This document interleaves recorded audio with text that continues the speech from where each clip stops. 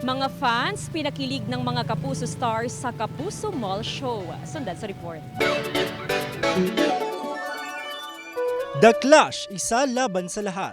Daan-daang mga aspiring artists ang dumayo sa audition sa Urdaneta City, Pangasinan para sa ikalawang season ng inaabangan na singing competition sa GMA, ang The Clash. Kabilang sa nag-audition at nangarap na maging isang sikat na mga awit, ang 47 anyos na si Mang Michael, o mas kilala raw siya sa pangalang Mini Pard.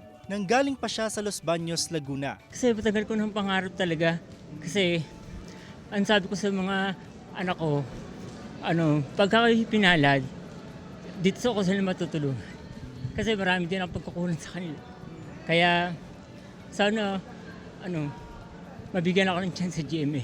Umaasa rin na makuha sa audition si Aling Belinda na 2 dekada ng kumakanta. Masaya nalilibang ka, tapos sa mga mall show, ganun, punta ng mga artista sa mga mall. Kasama sa nakisaya sa audition ang mga unang batch ng The Clash na sina Sounds David, Esterlina Olmedo, Gareth Bolden, Anthony Rosaldo, at ang The Clash Season 1 Grand Winner na si Golden Cañedo. Parang nakita ko kung anong nangyari sa akin, kung ano pong feeling ko noon, kung ano pong kinanta ko, bawat segundo, ano pong nararamdaman ko. Pagkatapos ng audition, nagpakilig ang Karamia Stars sa Kapuso Mall Show. Nakisaya rin si Andrea Torres. Salamat po sa mainit na pagtanggap at napakasarap pong mag-perform dito. Ang sarap bumalik at ang sarap pong makasalamuha ang mga kapuso po natin dito sa Pangasinan. Gusto ko po magpasalamat kasi isa talaga to sa mga favorite namin puntahan dahil nga kung paano nila kami sinasalubong kapag nagpo-perform kami at pumupunta dito.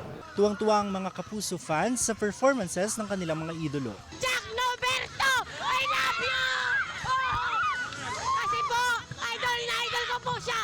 Karamia po! Ang saya po kasi, ang gwapo nila! Kasama si Jing Dakanay, ako si King Guevara, naghahatid ng Balitang Amyanan.